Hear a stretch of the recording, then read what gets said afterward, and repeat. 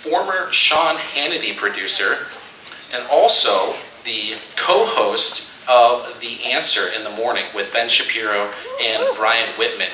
So, without further ado, ladies and gentlemen, I would love to introduce Elisha Krauss.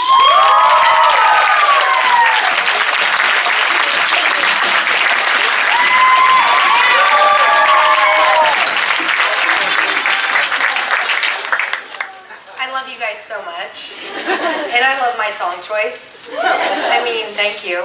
I'm also a fan of Led Zeppelin. Yeah. Although I don't know what Zeppelin song would have been a fitting entrance.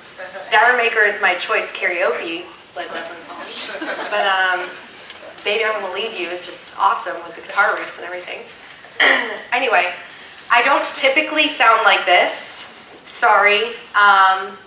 Charlie just, made us yap the last couple of days a little too much at the advisory meetings. Sorry about that.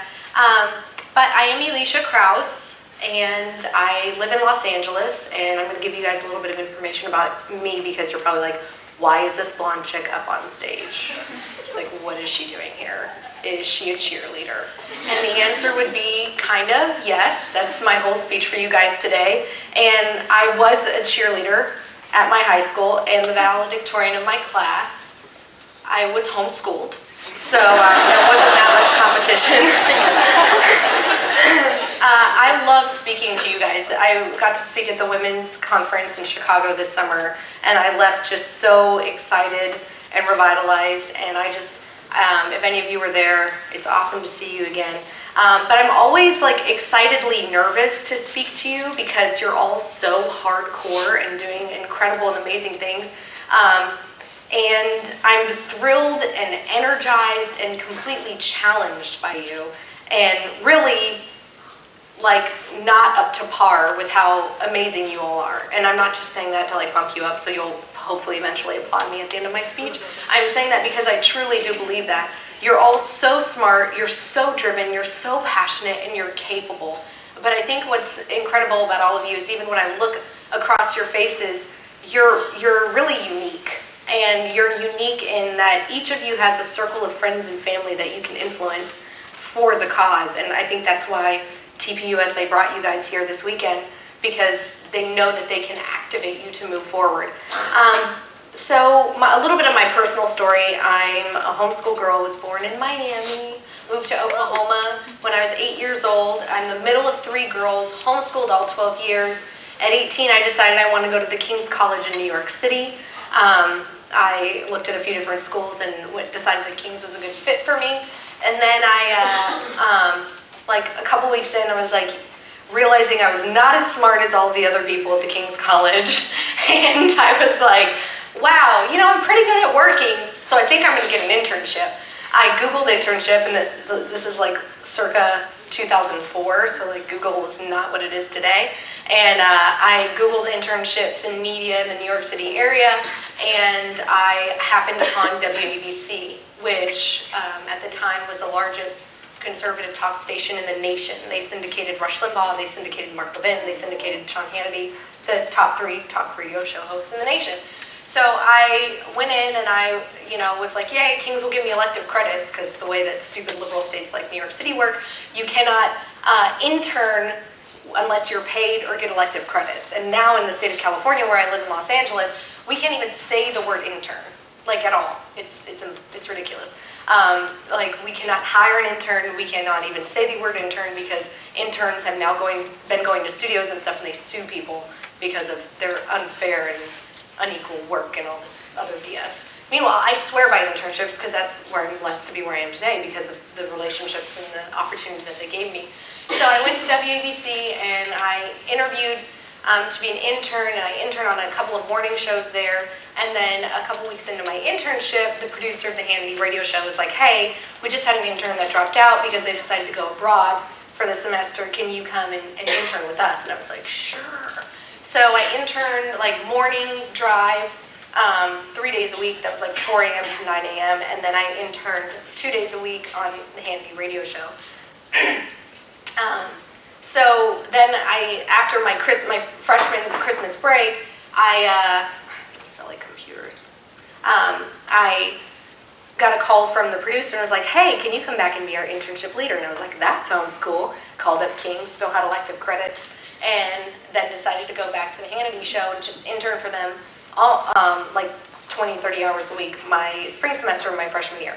2 weeks before my freshman finals in April of 2005, Sean and the producer pulled me into their office and gave me the opportunity that I'm forever indebted and grateful to, and said, you know, we're changing some things up, and Rachel at the time was an associate producer, she's getting promoted to senior producer, we need a new associate producer and call screener. We know that you're in college, but we like your work ethic, we like your values, and I'm sitting there going like, I don't even know what I did. We want you to give you a trial run. Like, work this summer for us, train over the summer, and if at the end of the summer you don't like us and we don't like you, then you can go back to school. And I still joke with Sean now, like almost 12 years later, I'm like, nobody ever asked me to leave. So I stuck around for 7 years, worked my way up, became the executive producer of the Hannity radio show. It was one of the most amazing experiences of my life. Sean is an incredible guy. He says what he means and he means what he says, and he is a great mentor to me to this day. So after a while, through the process, has anyone been to a Freedom concert or heard of a Freedom concert? There are the Freedom Alliance Scholarship Fund that was founded by Colonel Oliver North. My now husband of 6 years was Colonel North's chief of staff, and so his boss introduced us, Ollie introduced us backstage at a Freedom concert. I'm sorry if any of y'all are from New Jersey, but I like to joke with people, and we're the best thing that came out of New Jersey, because we met at Six Flags Great Adventure backstage at a Freedom concert. Sean likes to say we Hannah dated. So my husband and I, after a couple years of marriage living in New York City, we were like, you know, we love New York, but we're kind of ready to leave it. And all of the opportunities that kept opening up and the job opportunities were outside of New York. And we were like, maybe this is a sign. So we decided to do something really extreme, but also biblical. We took a sabbatical. We moved to Hawaii for like 4 months and lived with my kick-ass Navy SEAL uncle in Kailua, Hawaii. He's based at Kaneohe Marine Corps Base. And surfed, and I got super fit and tan, and kind of took a break from politics for a little bit, but it was always still kind of drawing me back. And after 4 months in Hawaii, I got a phone call from a friend in Oklahoma, where I'm from, in my home district, and he said that Dan Boren, who y'all might be familiar with that name because you're political geeks, who's the sole Democrat to vote against the Obamacare bill numerous times, time and time again. His father was also the president of OU, so the Boren family in Oklahoma is kind of a big deal. And he was more of a moderate Democrat. He was leaving his seat, vacating it, and everybody was like, yay, it could be a Republican seat. How are we going to make this happen? And I got the opportunity to do a bucket list dream that I would never recommend any of you do unless you're crazy or hardcore, or maybe a little bit of both, and run a congressional campaign in my home district in Oklahoma. In Oklahoma, you have to have 50% plus one to win a primary. There were 6 GOP candidates. My guy made it to a runoff and then lost the runoff. And if you want to hear how much I hate the other dude, you can ask me questions later. But it was an incredibly, like seriously, it was probably the toughest time of my marriage, but the most rewarding. Like now I look back at it and laugh. But it was a really great time, and it was really eye-opening to be I'd produced a national radio show. I had booked numerous candidates and talked to volunteers and press people and all this stuff, but to be on the ground, kind of experiencing the nitty-gritty of it, and that's where you guys get this. Like, you are better allies for our movement than anyone else in Washington, D.C., or LA or Chicago or anywhere else, because you're on the ground actually seeing what happens in your campuses, and it was just incredibly eye-opening to me. So after that, we went to Michigan, found out we were pregnant with our incredible daughter, and I got a call from the guy that had originally hired me as an intern at the Sean Hannity radio show. And his name is Phil Boyce. He's now the president of programming at Salem Media, and he was telling me about this morning show he was putting together in Los Angeles. And he said, I want you to come out and audition. I never thought I would be on air. Like, honestly, I never even had a desire to be on air. But it just kind of fell in my lap. I studied up. I auditioned on air live for 2 days with Ben Shapiro and our liberal co-host, Brian Whitman. We like to call him a liberal. And that's what I do now. And I've been doing that for 3 years, since 3 years in April. In addition to that, I do development and grassroots at Prager University. Has anyone seen our PragerU videos? Awesome, you should check them out. Absolutely love them, and I'm pretty excited about some videos that we're going to be doing this upcoming election year. So that's my story. So now you guys are like, oh, maybe that's why she's on stage, but she's still not that good of a speaker. I mean, Bill Whittle is just awesome. So I like to think of myself, and give me a round of applause if you agree. I like to think of myself as a feminist. And I think that kind of like shakes people up, and I love to tell liberal people that. I mean, I lived in New York City for 7 years, and I've lived in Los Angeles for 3 years. I don't know why, but in my adult life, I found my place in these liberal meccas. But I like to think that I'm a true feminist because I recognize the brilliance of men and the positive contributions that they've made to our society. I mean, thank God, right? Like, there's a lot of, the car, the iPhone, lots of medical modern inventions, pretty cool things. But I also get that there are some really badass women out there who can do great things too. But really, overall, I think I'm a feminist because I'm specifically about the individuality and the freedom, of the individual choice of a person, whether you're a man or a woman. And their ability to personally, the accountability of their decisions and the consequences of their decisions, which is something that the left loves to gloss over, of course. Your ability to come up with an idea and then go forward with that idea and be like, oh, I'm gonna grow my own business without somebody else intruding on me. That to me is real feminism, not the government. I mean, Mike Huckabee got in so much trouble for saying this, but it was when he talked about Uncle Sam being a sugar daddy, but it's totally what it is. Well, you need to pay for my birth control. Well, what? You want, okay, anyway, that can be. So I want government out of the way of telling me how to grow my business, how to raise my child, which y'all aren't there yet, or even the frickin' light bulb that I can put in at my new house I just bought. The new light bulbs are horrible. I don't know if y'all have had to buy them or not. Maybe your dorm rooms supply those anyway. But to me, true feminism is exercising freedoms and liberties and not having the government pick up the tab, and better not yet, not being forced to have the government pick up the tab, like we've seen with Obamacare. And one of the videos I'm really excited about that we're going to be doing at PragerU next year is me talking about how modern feminism has actually hurt and not helped women. Really, modern feminism has said to women, a one-night stand is a great thing. If you get pregnant, it is your choice. Taking away, all the responsibility from the man. Dudes are yeah, of course they, no bras and free sex and no responsibility. What the heck? And it's kind of interesting because now, feminism is turning on them again. Well, we've allowed you to use and abuse us, but yes, you are born into white privilege, and as Bill Whittle said, you're all rapists, which is ridiculous as well. I don't know your stance, but I have very strong opinions on women's positions in the military. I don't understand how our new policies are actually beneficial to women. And I'm happy to debate anybody on that. Abortion, birth control. It's really sad to me how feminism has encouraged dudes to be total jerks, and we're supposed to be okay with this. Anyway, so I don't know if any of you in the audience are familiar with Mary Catherine Ham. She's an incredible, dear friend of mine, and obviously has been through a lot this year, so if y'all would keep her in her thoughts and prayers, she's doing amazing, and I think a lot of that has to do with her tight circle of family and friends and her faith. But one of her great quotes from a recent piece that I loved is this. Quote, "I think my biggest issue with modern feminism, whatever wave we're in now, is that in all of its claims to liberate us, what it really does is require us to be a very specific kind of left-leaning woman who ascribes to a very specific and ever-changing litany of policy preferences. I didn't get liberated so I can believe exactly what the feminist bloggers say I'm allowed to believe. Women are not a homogenous category. All women do not think alike. I would add that looking at this room of incredible women, all of us do not look alike. The changes we go through in life are greater than the changes men will ever experience physically and emotionally. So year to year, the perspective on life can change, and I can choose to take that as a huge blessing and an opportunity to grow. Guys, I'm not, trying to use this as a dig on you, well, you'll never have a baby, so you don't know how hard life is.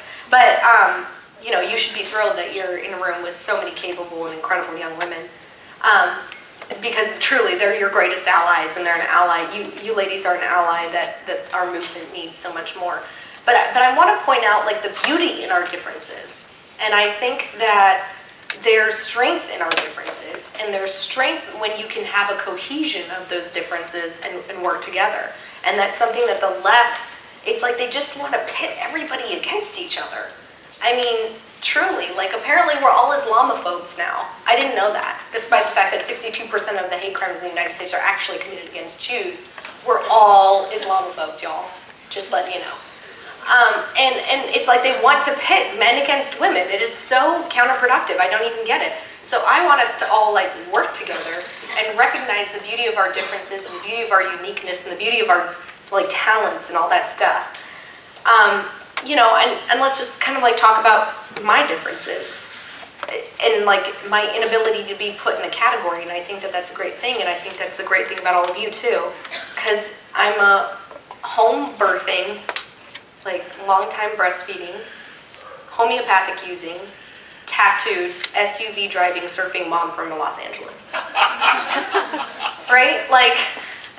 I meet people at cocktail parties and they just don't get me. That's actually one of my favorite things to do is, tell them that I don't want just 1.2 children. I want 3 kids, maybe more. And they're like, oh, that's so many. Or our daughter's almost 2.5, and they're like, well, if you get pregnant again, do you hope you have a boy so then you can have one of each and then you're done? And I'm like, you people are crazy. This is from liberals. I'm like, what? I think that it's fun to talk about, my upbringing and talk about how in high school I had a cheesy bumper sticker on my mom's Volvo wagon that said, have safe sex, get married, be faithful. And people made fun of me for it. I actually should find that bumper sticker now and put it on my car in Los Angeles, because they'd be like, what? But there's no category that I can be put in. There's no category that y'all can be put in. And that's an incredible thing. And I think that the thing, and going back to Mary Catherine's quote, I know as a woman, and I know that even for the young men in the audience, is the things that you want today are not the things that you wanted 2 years ago.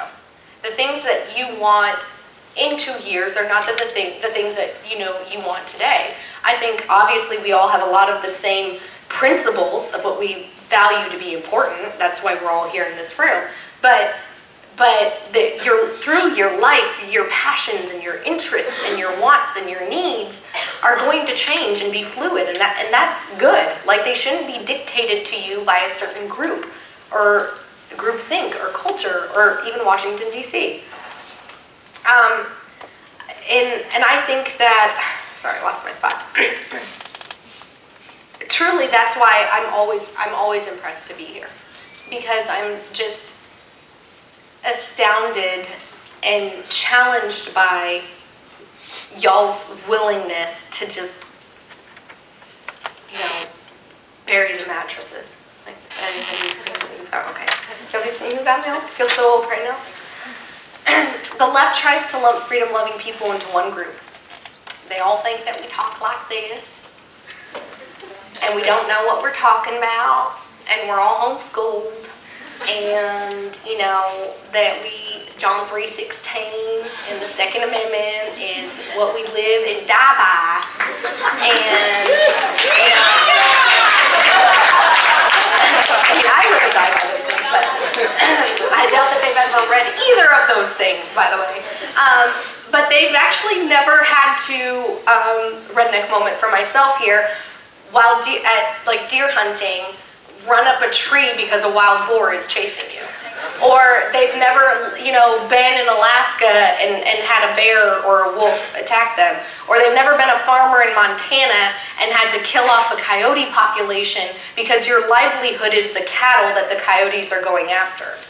They sit in their little cigar rooms in Manhattan and their country clubs of Los Angeles mocking people that believe in the Bible, that believe in the, the actual Bill of Rights and the Constitution, but have no understanding of not just the core principles of how incredible those two documents are, but how they really affect people on a daily basis.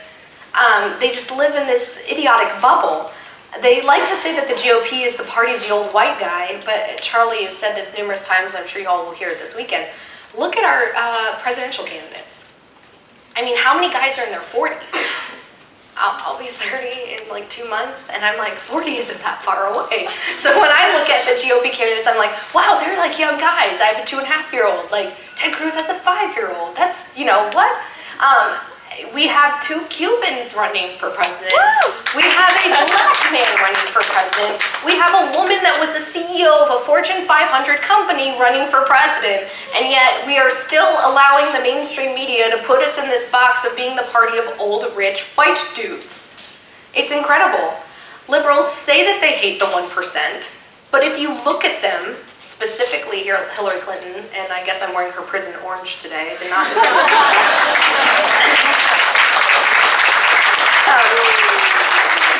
they say they hate the 1%, but that's exactly who they're getting their money and their orders from. Old white dudes. I mean, the hypocrisy of Hillary Clinton to talk about how, no man can tell her what to do, but she stood by her man as he has done the most atrocious things that a man could ever do to his wife and any other woman, and needs him, relies on him. And that money class and the old rich white dudes that are telling her what to do, and in turn, everybody who supports her falls for it. Those guys are the old rich white dudes. They want to tax you on more fuel and regulate my awesome mom SUV and the light bulb. Sorry, I'm going back to that. But they're the ones flying private planes to Davos and Cannes. They're using a much greater footprint than anyone in this room will ever use in your entire life. And I'm not advocating for climate change crap, because I don't believe it. But I'm just pointing out the hypocrisy of these people that is, do as I say, not as I do. I mean, that's okay when I'm a parent, when I tell my kid she can't have ice cream, but then after she goes to bed, I eat the pint of Ben & Jerry's that's in the freezer. But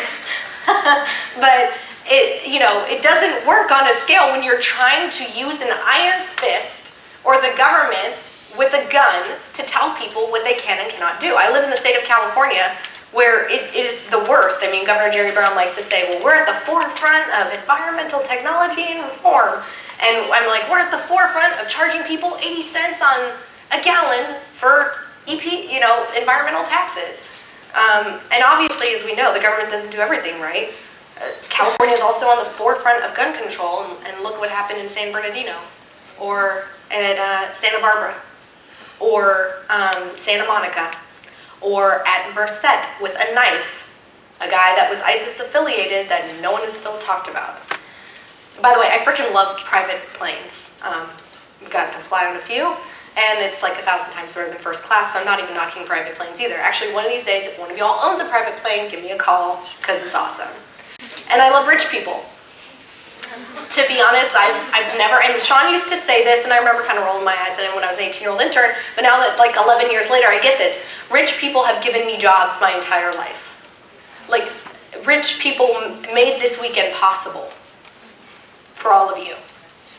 Rich people made me being up on this stage possible. Rich people, innovative people that came up with radio companies and nonprofits and whoever founded American Airlines, who employed my father, and all of these things, rich people. Actually, I would recommend any holiday reading for you guys, God and Guinness. It's a really good book. I think it's by Stephen Mansfield, and it talks about how their faith affected their corporation and all of the things that the Guinness family did for their employees. It's turns out at the time, they would have been richer than Warren Buffett, 10 times richer than we know Warren Buffett to be today. So, freaking love rich people. Ireland is a better place because of rich people.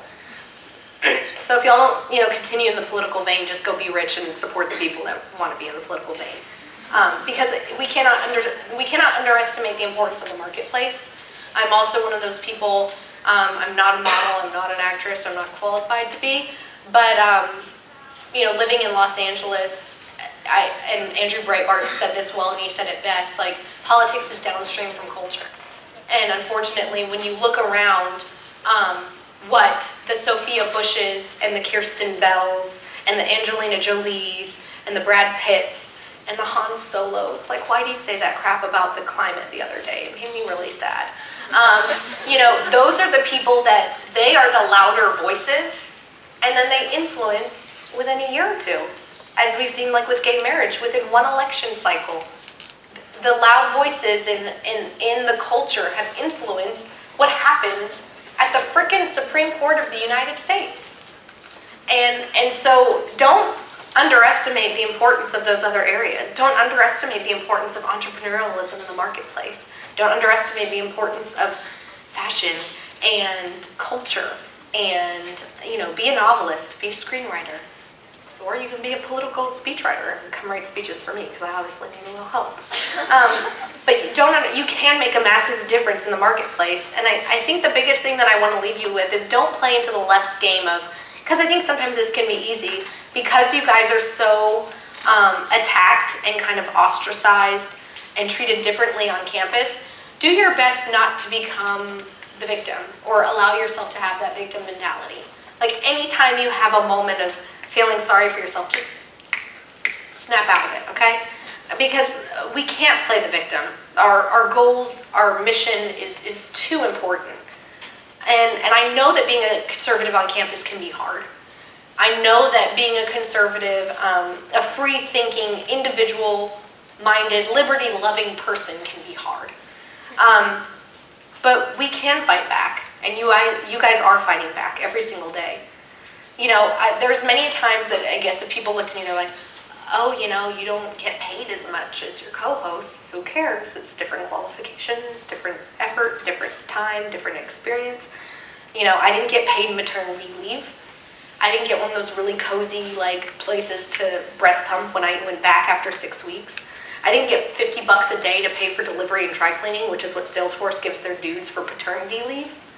That's incredible. In San Francisco, you get, delivery.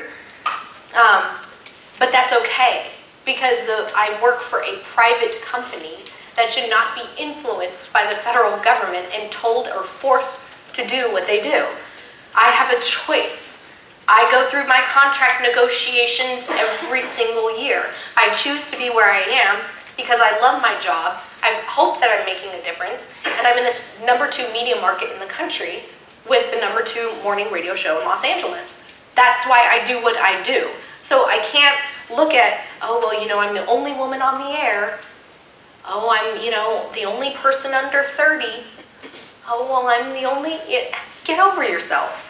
You cannot think that way. It will drown you. It will succumb you. It will ruin your life. Move on. It'd be stupid to complain about some of these things, especially when there are true victims in the world. The left loves to, try to be this victimized group, but yet they refuse to acknowledge countries where there is no liberal, liberty-minded focus, where there is no Judeo-Christian values, North Korea, Iran, where they hang gays, people. They hang homosexual men and women. It's horrifying. And you have people in the United States that, feel bad because, some Christian people protested their gay pride parade where they're wearing butt chaps. Really? North Korea, where you cannot even watch a film or you will be executed, on top of the malnourishment and everywhere else. Victims of child sex trafficking that I know, having worked for a sex trafficking charity, are within a 50-mile radius of this room. But, there's a campus rape crisis. I kind of feel like telling these people, get over yourself. We're not the victims. The Black Lives Matter idiots are not the victims. The boycott, divest, and sanction idiots are not the victims. Sandra Fluke and Wendy Davis and Hillary Clinton are not the victims. So I want you guys to continue to set yourselves apart. Don't be the pansies on the campus that complain every single time something happens to you. Don't flee to your little safe space. I mean, Bill Whittle said it, and he said it incredibly well. Like, America is a safe space. On Veterans Day, I tweeted an image of the incredibly brave and courageous generation of which both my grandfathers were a part of that stormed the beaches of Normandy. And Dennis Prager, my boss at PragerU, he said it incredibly well. He said, you know, courageous doesn't mean being fearless. I mean, there's a reason those guys were on those boats peeing their pants. Because they saw, the line of fire. And they saw the sacrifice, and they saw their friends going down before them. And they still got out of those boats. And because of what they did, we can all be here today.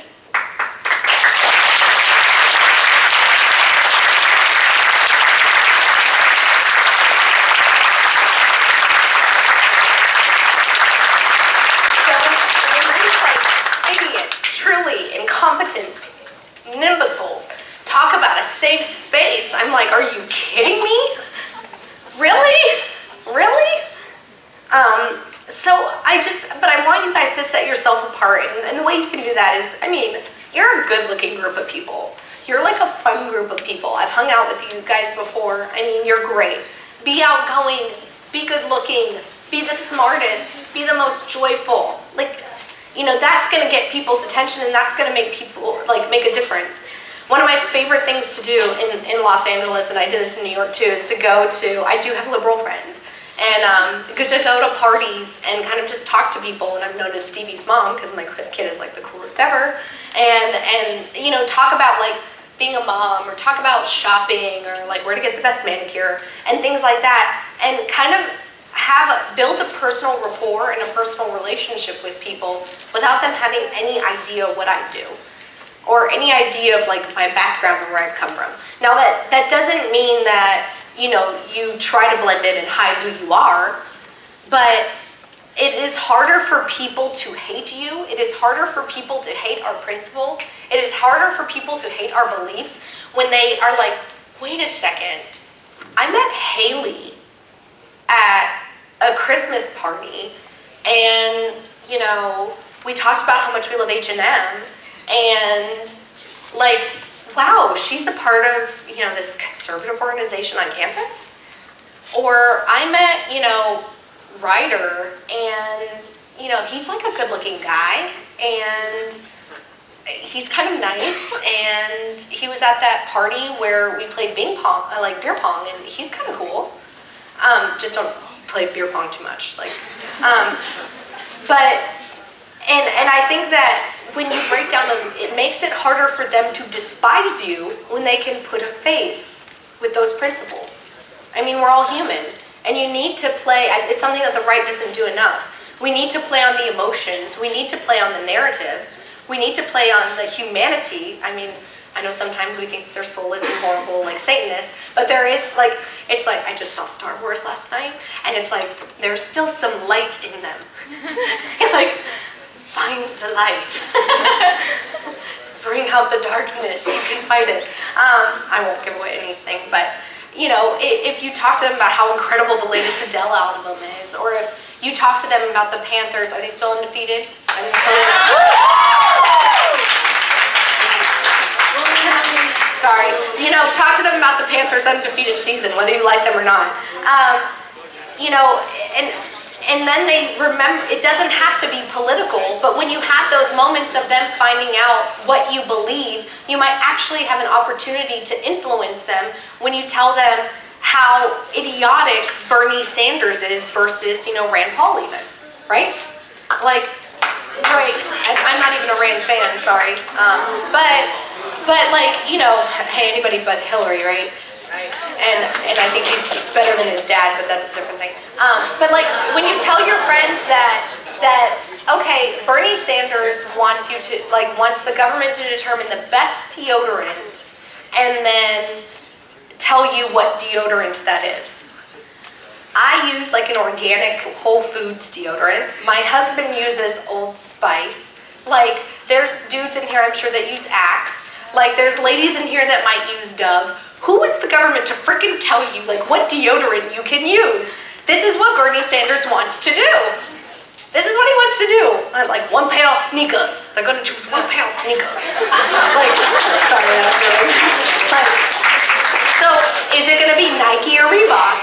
Is it gonna be Adidas? Like, anybody remember, like, the cute little white Keds and Skechers and stuff like that? Or K-Swiss? I'm totally aging myself.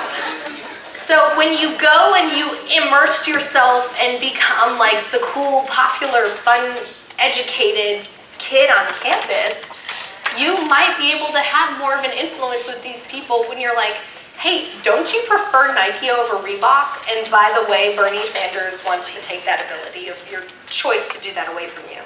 Much like the Uber argument that Bill Whittle made earlier. And those are the issues that are going to set us apart.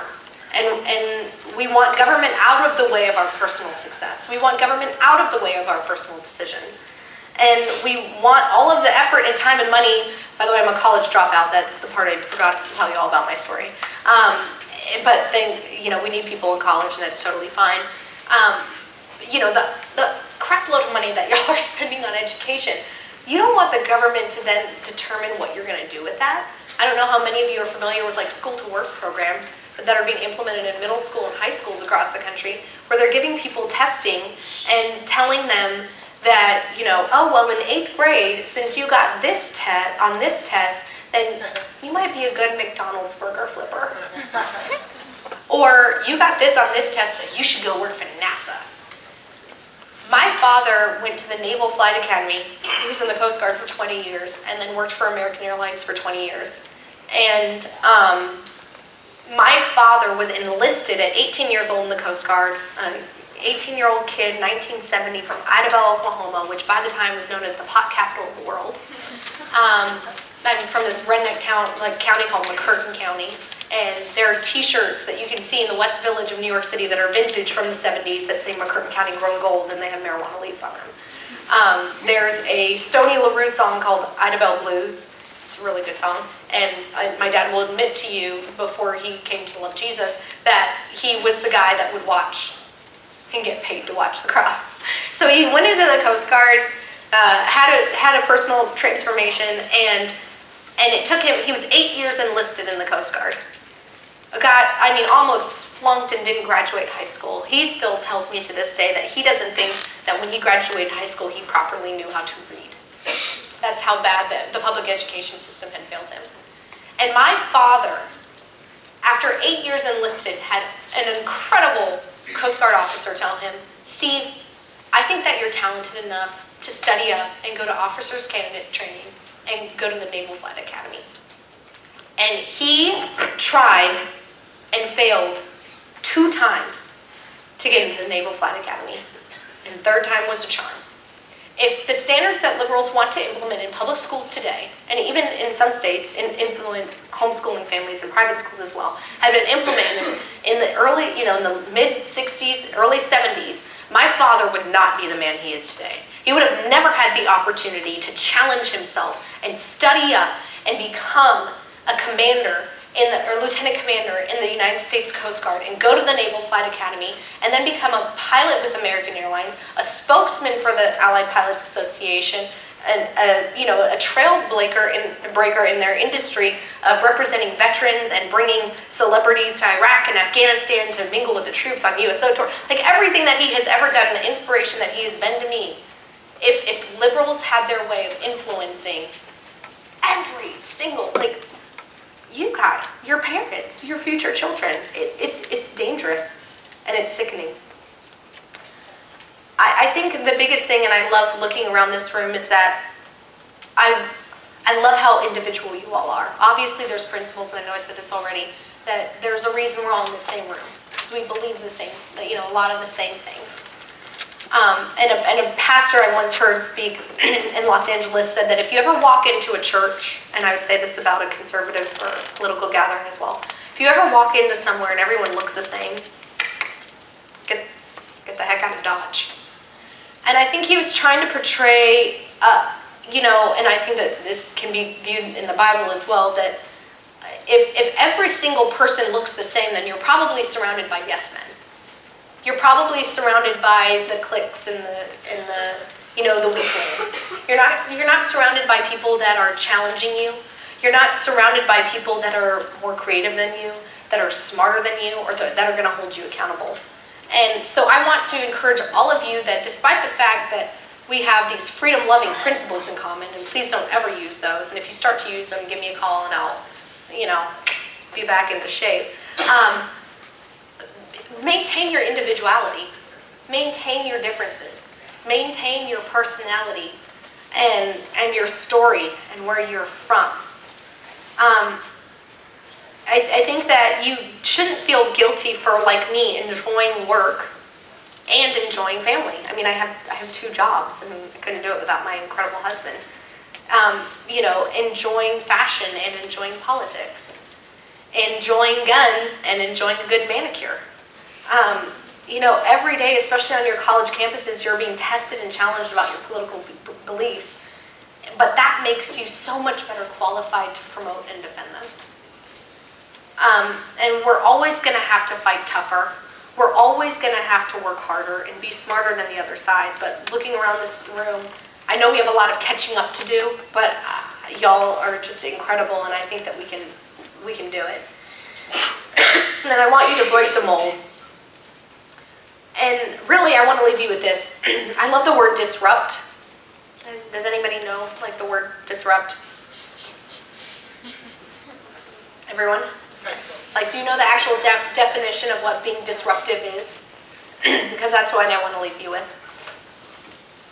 A disruptive innovation, we can apply this to what you guys are doing, TPUSA as well, is an innovation that creates a new market and a value network and eventually disrupts an existing market, existing politics, an existing value network, value politics, displacing established, I'm going to change the market into politics here, established political leaders and alliances. Let me reread it. A disruptive innovation, like TPUSA, is an innovation that creates new politics and a new political network and eventually disrupts an existing political network and political value network, displacing established political leaders and alliances. We should totally be applying this to the political arena. I believe that all of y'all are applying this to the political arena. But what if we applied it to the business arena too, and the cultural arena, and the faith arena, and the personal arena? So I want you guys to just walk away from this. I hope this has been a good pep talk for you. And I just want you to find opportunities to continue to disrupt.